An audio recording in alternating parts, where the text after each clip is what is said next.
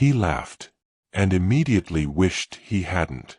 The light pouring through the tall windows was too bright for what he was carrying inside. Julian Hale sat alone at a corner table, 2 fingers pressed against his temple, his eyes fixed on nothing in particular. Around him, the restaurant moved gently. Low conversation, silverware touching porcelain, the soft brush of linen, everything polished, everything controlled, everything exactly as it should be, except him. He had been there for 20 minutes, staring at a contract he couldn't focus on.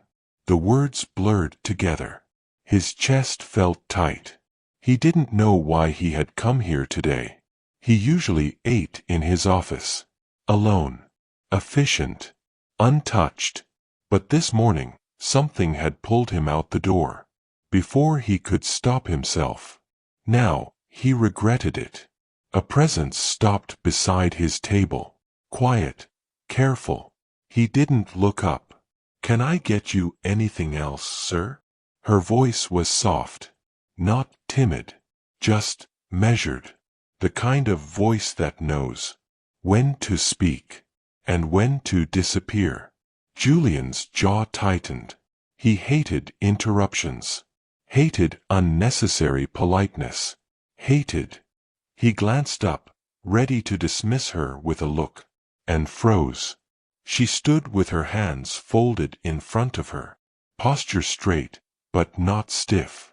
Her uniform was plain, the cuffs worn with time, hair pulled back. No makeup, no performance, just present, just there. But it was her hand that stopped him. The ring. Small, dull, silver, or something cheaper. A thin band. A tiny, clouded stone that barely caught the light. It sat on her right hand. 4th finger. A little too loose, like it had belonged to someone else first. Something twisted sharply in his chest. Julian blinked. His jaw clenched.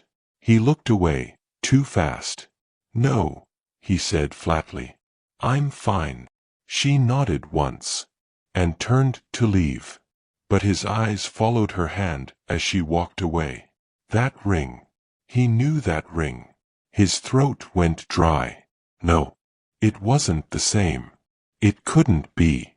And yet, the shape, the size, the way it sat crooked on her finger, like it didn't quite belong, but refused to be taken off. His pulse slammed against his ribs. Julian forced his gaze back to the contract. Read the same sentence. 3 times. His hand curled into a fist on the table.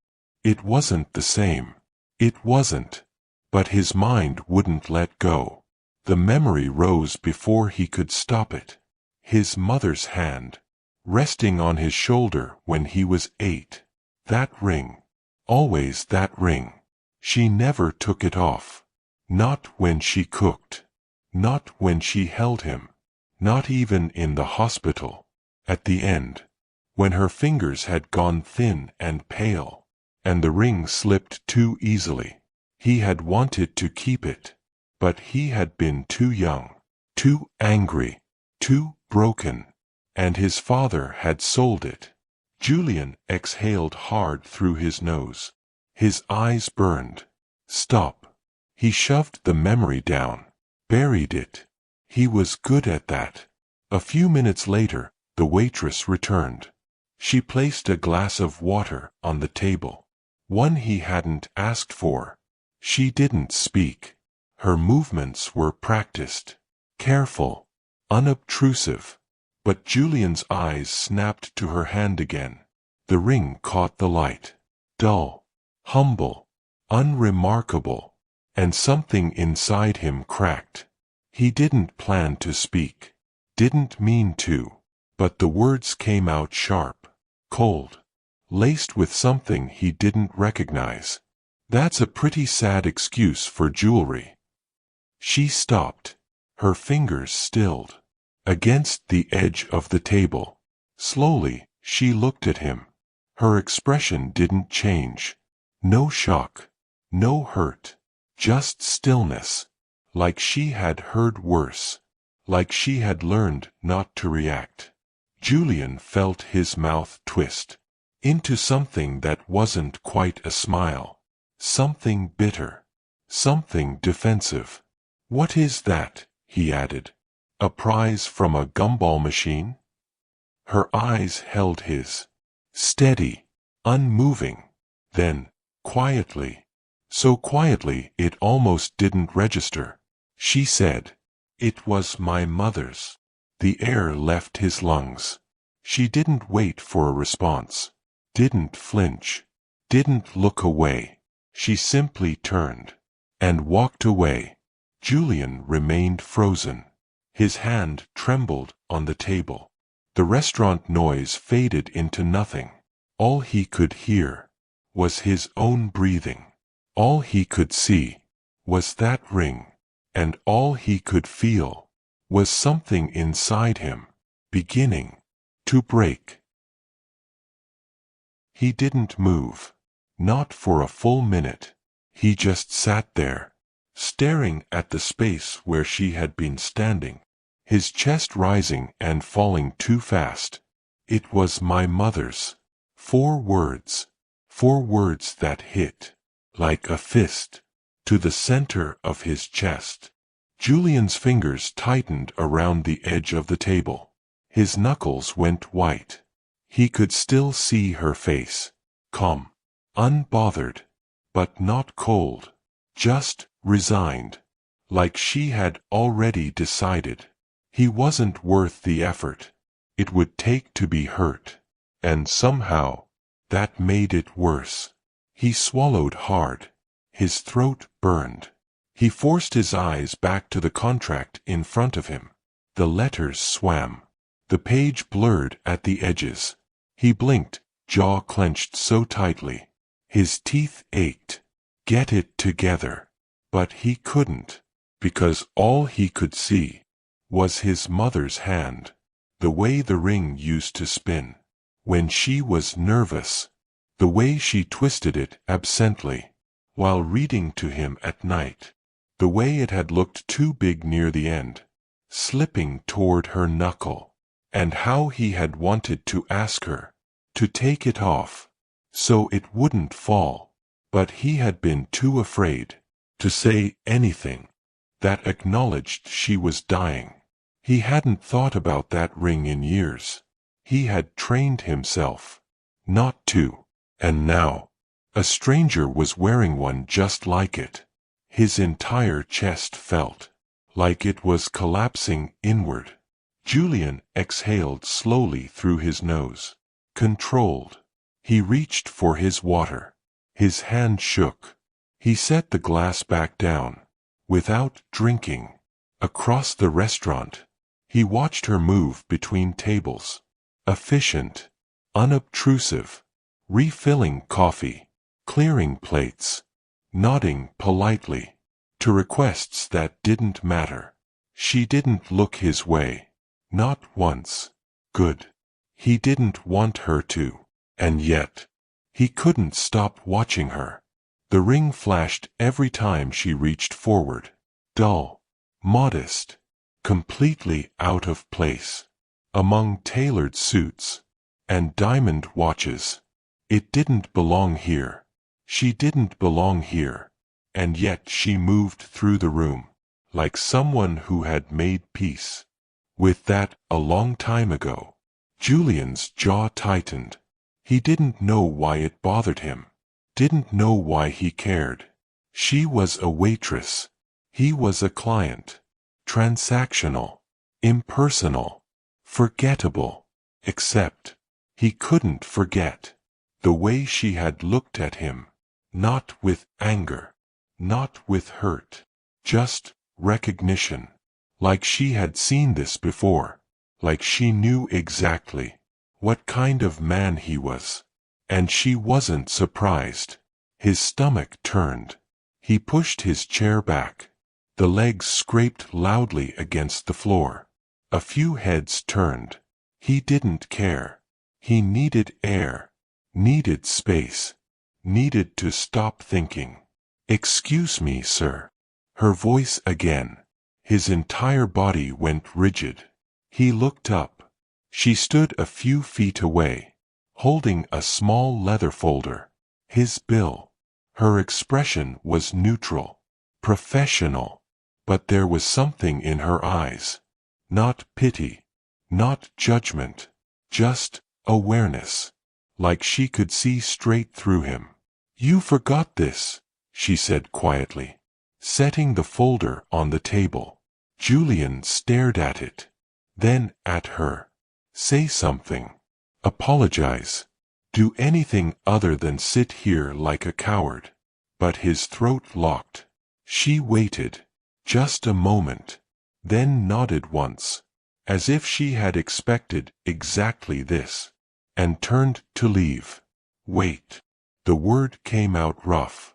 She stopped. Didn't turn around. Just paused. Her shoulders stiff. Julian's pulse pounded in his ears. He stopped. Cleared his throat. Tried again. "I shouldn't have said that." Silence. She didn't turn. "About the ring," he added. Quieter now. It was uncalled for. For a long moment, she didn't move. Then, slowly, she glanced back over her shoulder. Their eyes met, and for the first time, he saw something flicker there. Not forgiveness, not understanding, just exhaustion. "It's fine," she said softly. But it wasn't. He could hear it. In her voice. She turned away. Before he could say anything else, Julian sat there, chest tight, hands trembling, and felt something inside him, something he had locked away for years, begin to splinter. He didn't know her name, didn't know anything about her, but he knew, with sudden, terrifying certainty, that he had just made a mistake. He couldn't take back. And worse, he knew, he was going to come back. He didn't go back the next day, or the day after that. Julian told himself it was because he was busy. Meetings stacked back to back. Calls that couldn't be moved. A merger demanding his full attention. All of it was true. None of it was the reason. The truth was, he didn't trust himself. Didn't trust what might happen if he saw her again. Didn't trust the weight that had settled in his chest since he left that restaurant. Heavy, unmoving, like something had shifted and refused to go back. He buried himself in work. Spreadsheets. Strategy sessions. Late nights.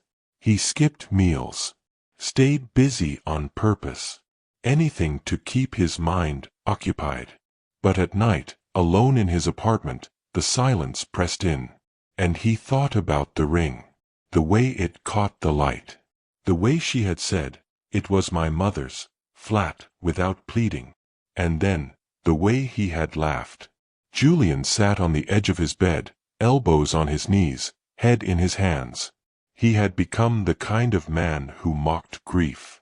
When had that happened? He didn't remember choosing cruelty over vulnerability. But somewhere along the way, he had learned to keep people at a distance. To deflect with sarcasm. To strike before he could be hurt. It had worked. Until now. Because now, all he could see was her face. Calm, unflinching, tired. Like she had already mourned him before he had even spoken. Julian stood and walked to the window. The city stretched below him, bright and indifferent. He pressed his palm against the glass. Cold. He should forget her. Move on. But he couldn't. Because beneath all the armor he had built, there was still a part of him that remembered what it felt like to lose someone. And he had thrown that loss in a stranger's face. On the fourth day, he went back. He didn't plan it. Didn't rehearse a single word. He simply found himself walking through the restaurant doors at noon, heart pounding, palms damp. The host recognized him immediately and led him to the same table by the window. Julian sat and waited. Minutes stretched thin. Waitstaff moved between tables. None of them were her. Maybe she wasn't working. Maybe she had quit. Maybe she had asked to avoid him. He wouldn't blame her. He picked up the menu, set it down, picked it up again. His leg bounced under the table. Then, "Good afternoon." His head snapped up. She stood beside the table, hands folded, expression neutral. The same waitress, the same ring. Julian's mouth went dry. "Hi," he managed. She nodded politely. "Can I get you something to drink?" Her voice was steady, professional, distant, like he was any other customer, like nothing had happened. "Water's fine," he said. She turned to leave. "Wait." She paused. Julian's heart slammed. "I owe you an apology," he said quickly. "A real one." Her expression didn't change. "What I said was cruel," he added. "And I'm sorry." Silence. She studied him for a moment. "Okay," she said. That was all. Not forgiveness. Not warmth. Just acknowledgement. She turned again. "Please," Julian said, quieter now. "Just let me explain." She stopped. Didn't sit. Didn't relax. She waited. "That ring," he said. "It reminded me of my mother." Her posture shifted slightly. "She died when I was 16, and I never dealt with it. I just kept moving, building, pretending I was fine." He looked down. "And when I saw yours, everything came back. And instead of facing it, I took it out on you." The silence stretched. "My mom died when I was 12, she said softly. Julian looked up. She glanced at the ring, turning it gently. "This was hers. It's the only thing I have left." His chest tightened. "I wear it every day," she continued. "Not because it's worth anything, but because it reminds me she was real. That she mattered." Julian couldn't speak. She met his eyes. "So yeah," she said quietly. "I get it." And for the first time in years, Julian felt something inside him break open. He didn't know what to say, didn't know how to respond to kindness he hadn't earned. So he stayed quiet, throat tight, looking at her like she had spoken a language he used to know, but had forgotten how to hear. She didn't rush him, didn't fill the silence. She just stood there, patient, as if time didn't matter. Finally, Julian spoke. "What was her name?" She blinked, surprised. "Your mother," he clarified quietly. "What was her name?" Something softened in her expression. "Catherine," she said. "Catherine Monroe." Julian nodded slowly. "Mine was Elena." The name felt unfamiliar on his tongue. He hadn't said it out loud in years, because saying her name made the loss real, made the empty space impossible to ignore. But here, with this woman he barely knew, it felt safe. "She must have been important to you," Clara said gently. Julian swallowed. "She was everything." The words slipped out. Before he could stop them, Clara studied him, not with judgment, but curiosity, like she was seeing him clearly, for the first time. "I'm Clara," she said after a moment. He looked up. "Clara Monroe," she added, a hint of something warm, touching her mouth. "Since we're sharing names." Something loosened in his chest. "Julian," he said. "Julian Hale." She nodded. "Nice to meet you, Julian."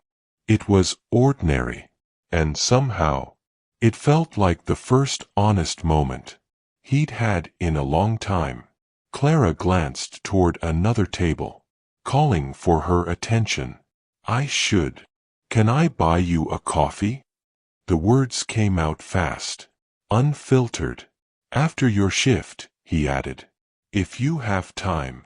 She looked at him, not offended, not flattered, just curious. "Why?" she asked. Julian hesitated. "Because I'd like to hear more about her. About Catherine." He paused. "And because I haven't talked about my mother in a long time, and I think maybe I need to." Clara searched his face, then nodded. "I get off at 3. Julian tried to work. He failed.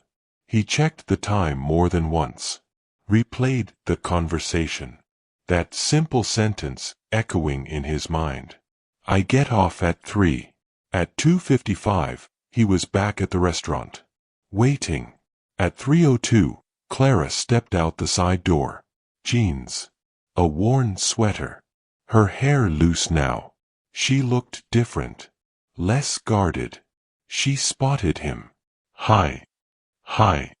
They stood there for a moment, unsure. Then Clara gestured down the street. "There's a place a few blocks over. Quiet. Good coffee." Julian nodded. "Lead the way." They walked in silence. Not awkward, just careful. "You didn't have to do this," Clara said. "I know," Julian replied. "So why did you?" He thought before answering. "Because I spent 4 days trying to forget what happened," he said. "And I couldn't." He glanced at her. "And I realized I didn't want to." She studied him.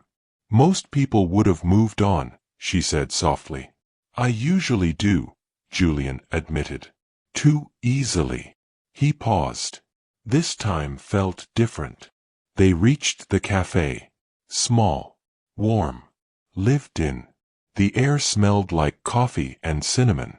They ordered. Black coffee for him. Chai for her. Julian wrapped his hands around the mug, letting the heat settle him. He looked at Clara. Really looked. She wasn't performing. Wasn't trying. Just present. And for the first time in longer than he could remember, Julian felt like he could breathe. "Tell me about her," Clara said quietly, turning the ring on her finger. "Your mom." Julian inhaled. He didn't deflect. Didn't shut down. He stayed. And for the first time in years, he began to remember. "She used to hum," Julian said quietly, eyes fixed on the surface of his coffee. "All the time. Cooking, cleaning, reading." He paused, listening to a memory only he could hear. There was always some melody in the house. Clara didn't interrupt. She stayed still, hands wrapped around her mug, letting the silence stretch. "I never asked what song it was," he continued. His jaw tightened. "I always thought I'd have time." The words settled between them. "She was quiet," Julian said after a moment. "Not shy. Just calm. Like silence didn't bother her." A faint, almost apologetic smile crossed his face. "That's what I miss the most. The quiet." He looked up, meeting Clara's eyes. "Everything's been loud since she died." Clara nodded slowly, as if that made perfect sense. "My mom was the opposite," she said softly. "She sang constantly. Loud. Off-key." A small smile appeared, then wavered. "She danced in the kitchen every morning. On purpose. Just to embarrass me." She let out a breath that wasn't quite a laugh.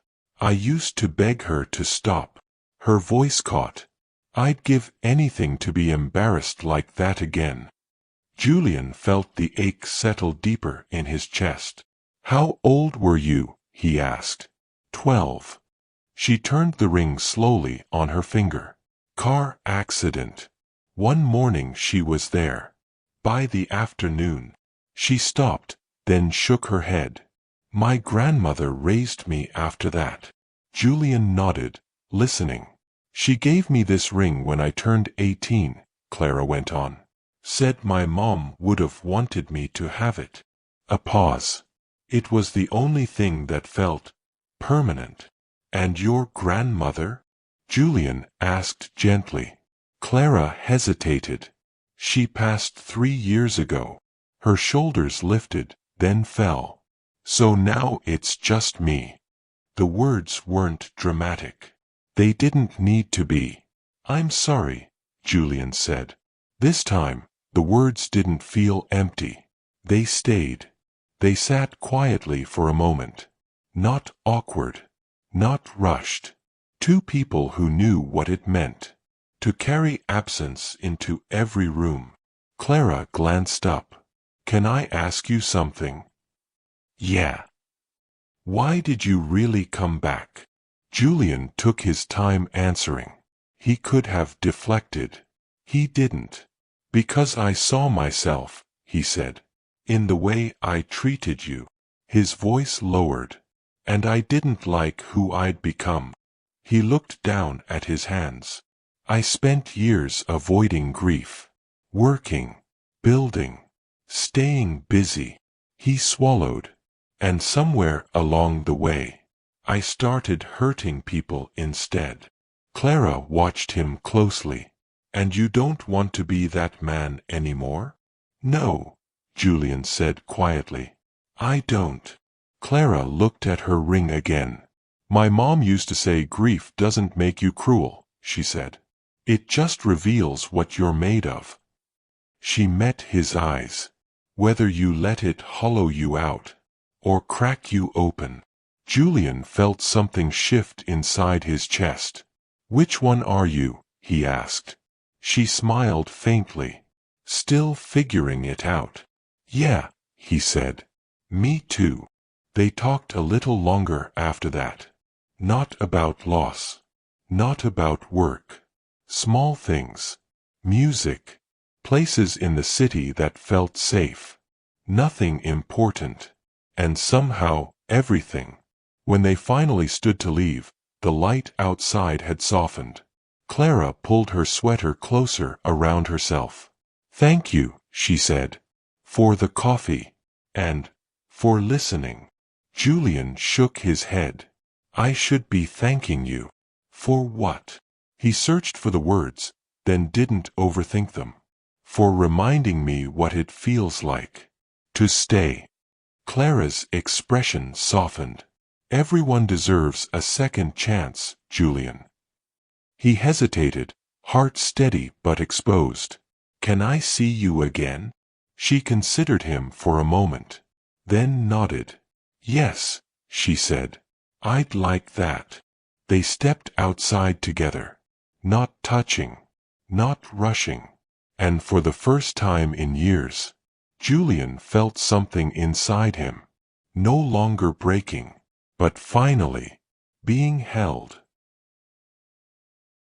They started seeing each other regularly after that. Not dates. Neither of them called it that. Just coffee. Lunch during her breaks.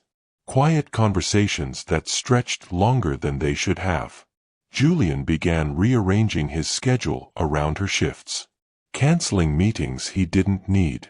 Leaving the office early, for the first time in years. His assistant noticed. Raised an eyebrow. Didn't ask. He was grateful. Because he didn't know how to explain this. Didn't have language for the way Clara had become. The stillest part of his week. The only hour where he wasn't performing. Wasn't managing. Wasn't proving anything. They talked about everything and nothing. She told him about the books she read on the subway. About the jar where she saved tips, hoping to return to school someday. About the small apartment she rented in a part of the city he'd never seen. He told her about the weight of running a company alone. About the loneliness no one warns you about when you succeed. About how sleep only came after exhaustion. She didn't try to fix him. Didn't offer advice. She just listened. And somehow, that was enough. 3 weeks in, rain streaked the cafe windows when Clara spoke again. You don't have to keep apologizing. Julian frowned. I'm not. You are, she said gently. Every time we meet, there's this undercurrent. Like you're still trying to make up for what happened. He opened his mouth, then closed it. Because she was right. I forgave you weeks ago, she continued softly. You don't owe me anything. His throat tightened. Then why do you keep coming back? He asked. She blinked, surprised by the question. You didn't owe me a second coffee, or a third, or this. Clara traced the rim of her mug, thinking. Because you're lonely, she said finally. And so am I. The honesty of it stole his breath. I spend my days surrounded by people, she went on quietly. Serving them. Smiling. Pretending I'm fine. Her voice wavered. Then I go home and realize I haven't had a real conversation in weeks. She looked up. And then you showed up. Honest. Broken. Real. A pause. And I thought, maybe I don't have to be alone all the time. Julian didn't trust himself to speak. So he reached across the table, slowly, took her hand. She stiffened for a moment, then didn't pull away. I'm not good at this, he said quietly. At letting people in. I know, Clara said. But I want to try. With you. She searched his face, then turned her hand, and laced her fingers through his. Okay. And something shifted. After that, things changed. Not dramatically. Not all at once. In small ways that mattered. Messages in the morning. Pictures of ordinary things. Waiting after her shifts. They didn't label it. Didn't rush it. Because it felt fragile. One evening, walking through the park near her apartment, Clara stopped. My mom and I used to sit here, she said, nodding to a bench beneath a street lamp. Every Sunday. Julian walked to the bench, then looked back at her. Will you sit with me now? Her eyes filled. She nodded. They sat together in silence, shoulders almost touching. And Julian understood something he hadn't before. That love didn't arrive as a grand moment. Sometimes, it arrived quietly. As someone choosing to sit beside you. Where it once hurt too much to sit alone. And for the first time in 16 years, Julian felt it. Not certainty. Not safety. But the fragile, terrifying hope. That maybe he was finally learning. How to stay. It was a Tuesday when everything nearly fell apart. Julian had been trapped in back-to-back meetings all morning. His phone had been on silent, forgotten on the edge of the table. When he finally checked it, his stomach dropped. 7 missed calls. An unknown number. 3 voicemails. His fingers felt cold as he pressed play. Static. Background noise. Then Clara's voice. Small. Unsteady. Julian. I'm sorry to bother you. I didn't know who else to call. His chest tightened. The second message was worse. It's my landlord. He's evicting me. I don't have anywhere to go. Her voice cracked. By the time the third message cut off mid-sentence, Julian was already standing. He found her sitting on the concrete steps outside her building. A single duffel bag at her feet. Her arms wrapped around herself, like she was holding something together. She looked smaller than he'd ever seen her. Julian, she started. What happened? He asked, crouching in front of her. She looked away. I got behind on rent, she said quietly. Just 1 month. I thought I could catch up. Her voice dropped. My hours were cut. Tips have been bad. And he didn't want to hear it. Julian swallowed. He gave me until today. Anger flared in his chest, sharp and unfamiliar. How much do you owe? He asked. No, she shook her head immediately. I didn't call you for money. I just panicked. I shouldn't have. How much, Clara? He asked again, softer now. She hesitated, then whispered the number. Julian didn't react. He simply nodded and stood. Come on, he said. She grabbed his sleeve. I can't ask you to do this, she said, eyes filling. I don't want to be someone you feel sorry for. Julian knelt back down in front of her. I don't see you that way, he said. I see someone who's been carrying too much alone. Her breath hitched. Please, he added. Let me help. After a long moment, she nodded. Julian paid the landlord, covered the rent, bought time, nothing more. As they climbed the stairs back to her apartment, Clara stopped halfway. Why are you really doing this? She asked. Not the polite answer. The real one. Julian leaned against the railing. When my mother died, no one helped us, he said quietly. My father couldn't cope. We lost the house. Then, another. He exhaled slowly. I remember sitting on the curb with boxes, pretending it was temporary. Clara listened, unmoving. I promised myself, he continued, that if I ever had the power to stop that from happening to someone, I would. She stepped closer. You're doing this for her, she whispered. He nodded once. And for you, he added. Because you shouldn't have to do this alone. Her face crumpled. She hugged him, sudden, desperate. Julian froze for half a second, then wrapped his arms around her. They stood there longer than either of them expected. This wasn't about money. It was about being seen. That night, Julian didn't go home. They sat on the floor of her small living room, backs against the couch. The apartment was quiet. Too quiet. I hate that you saw me like this, Clara said. So messy. So exposed. Julian shook his head. I hate that you felt you had to hide it, he replied. She stared at the wall. I'm tired, she admitted. Tired of pretending I'm okay. Then don't, Julian said gently. At least not with me. She looked at him. I don't know how. He met her gaze.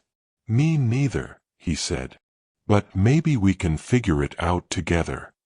Clara exhaled, something between a laugh and a sob. She leaned her head against his shoulder. And for the first time in a long while, two people who had carried everything alone let the weight rest. Between them, the weeks that followed were different. Not easier. Not perfect. But different. Clara stopped pretending she had everything under control. Stopped forcing smiles when she was exhausted. Stopped apologizing for needing help. And Julian stopped running from the parts of himself that still hurt. They fell into a rhythm that felt deeper than friendship, but still unnamed. He'd show up at her apartment after work, sometimes with takeout, sometimes with nothing but the quiet understanding that she might not want to be alone. She'd text him in the middle of the day when the weight got too heavy. Just one word, hey, and he'd call. No questions, just presence. It wasn't romance. Not yet. But it felt like being seen. One Saturday, Clara asked him to visit her mother's grave. Julian had avoided cemeteries for years. Had avoided his own mother's grave even longer. But Clara asked. And he didn't say no. They drove in silence. Clara stared out the window, twisting the ring on her finger. Julian focused on the road, hands steady on the wheel. Even as his chest tightened with every mile. The cemetery was quiet. Clara led him to a simple headstone beneath an old oak tree. Catherine and Monroe. Beloved mother. 1975 to 2011. She knelt, brushing leaves away with careful hands. "Hi, Mom," she said softly. "I brought someone. His name is Julian." She glanced back at him, a sad, gentle smile. "I think you'd like him." Julian's throat closed. "I'm okay," Clara said to the stone. "I don't always feel like it. But I am. And I think you'd be proud of me." She stayed there a moment longer, then stood. "Do you want a minute?" she asked Julian. He shook his head. "My mom's buried an hour from here," he said quietly. "I haven't been back since the funeral." Clara's hand slipped into his. "Do you want to go?" she asked. Julian wanted to run, but he nodded. "Yeah." The drive felt endless. Clara didn't fill the silence. Her hand rested on his knee, steady, grounding. When they arrived, Julian's hands shook as he turned off the engine. "I don't know if I can do this," he said. "You don't have to," Clara replied softly. "We can leave right now." Julian closed his eyes, then opened the door, and stepped out. His feet remembered the path, before his mind did. Then he saw it. Elena Marie Hale. Loving mother. 1964 to 2009. His chest collapsed. The sobs came without warning, raw, violent, unstoppable. He dropped to his knees, hands in the grass, breaking open. In front of the stone, Clara knelt beside him, arms around his shoulders, holding him as he shattered. "I'm sorry," he gasped. "I should have been there." "You were 16, Clara said firmly. "You were terrified. You did the best you could. It wasn't enough." "It was," she said, hands framing his face. "She knew you loved her. I promise you, she knew." Julian wanted to believe it. Clara pressed her forehead to his, breathing with him. "You don't have to carry this alone anymore," she whispered. "I'm here." And Julian understood. She wasn't just talking about his mother. She meant everything. They stayed until the sun dipped low. Two people kneeling before ghosts, finally learning how to let go. On the drive back, Julian spoke quietly. "Thank you." "For what?" Clara asked. "For not letting me face that alone." She smiled softly. "You didn't let me either." Julian looked at her, something shifting inside him. "I don't want to lose you," he said. Clara laced her fingers through his. "You won't," she whispered. And for the first time in his life, Julian believed it. 6 months later, Julian sat in the same corner of the restaurant, where it had all started. The same table, the same window, the same light filtering through. But everything else was different. He was different. Clara appeared at his side, notepad in hand, a playful smile pulling at her lips. "Can I get you something, sir?" she asked. Voice formal, eyes warm. Julian looked up, fighting his own smile.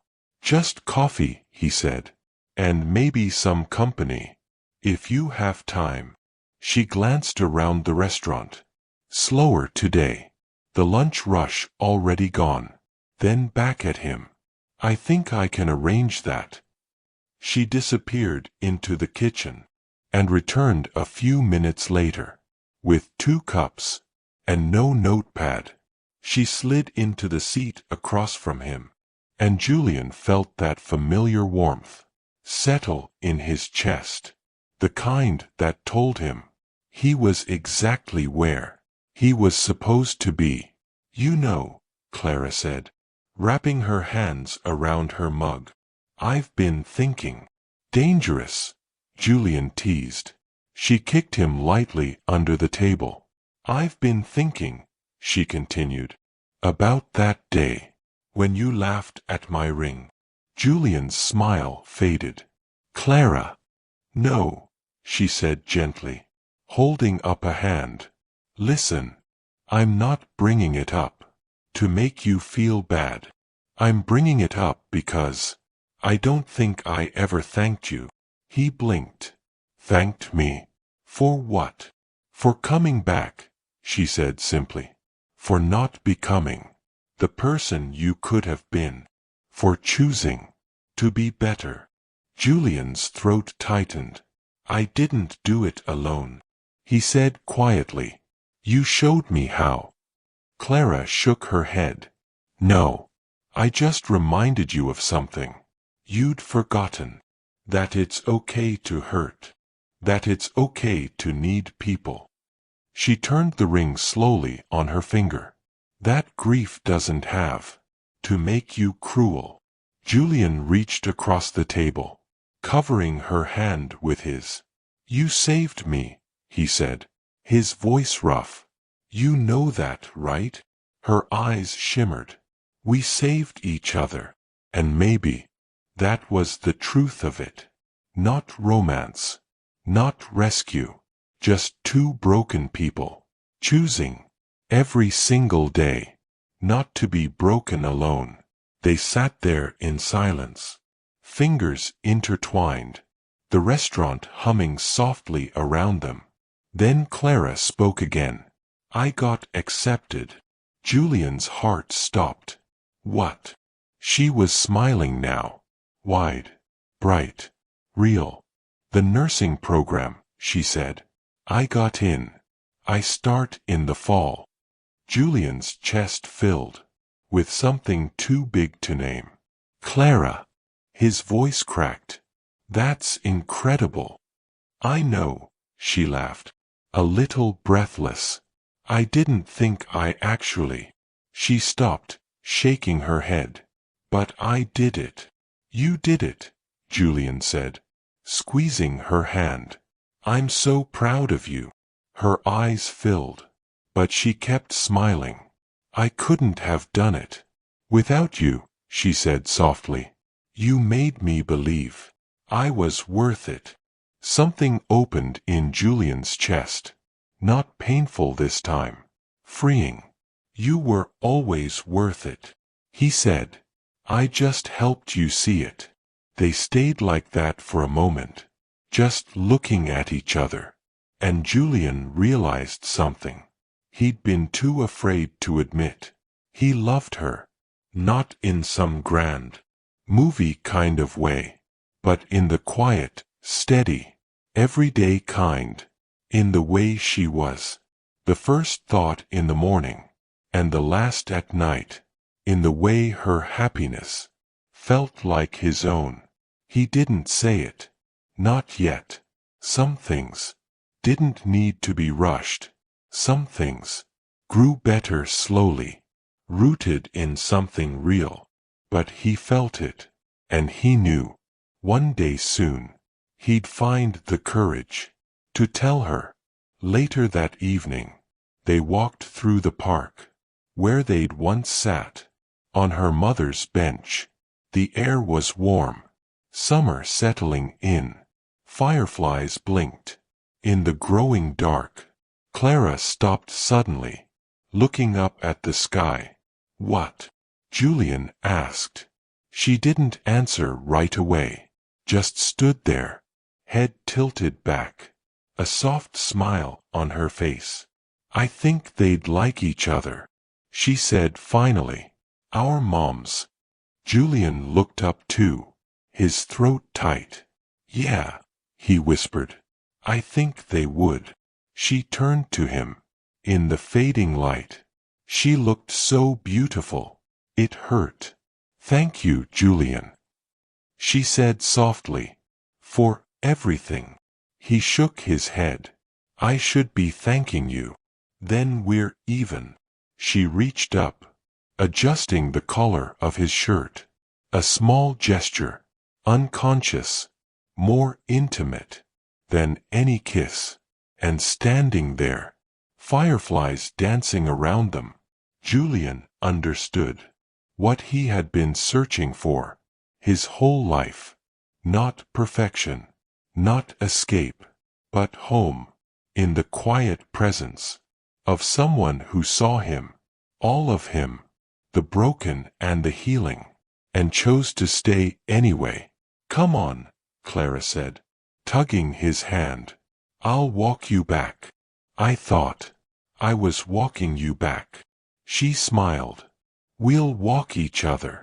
And as they moved through the warm summer night, side by side, Julian felt something he hadn't felt since he was 16 years old. Peace. Not because the pain was gone, but because he'd finally learned he didn't have to carry it alone. And maybe, just maybe, that was enough. If this story touched something inside you, if you've ever felt the weight of grief, the fear of being truly seen, or the quiet hope of finding someone who understands, you're not alone. Julian and Clara's journey reminds us of something important. Healing isn't about forgetting. It's about remembering, about feeling, about finding the courage to let someone in, even when every instinct tells us to run. We pour our hearts into every story we create, not just to entertain, but to leave something with you. Stories that stay, stories that linger, stories that make you feel something real.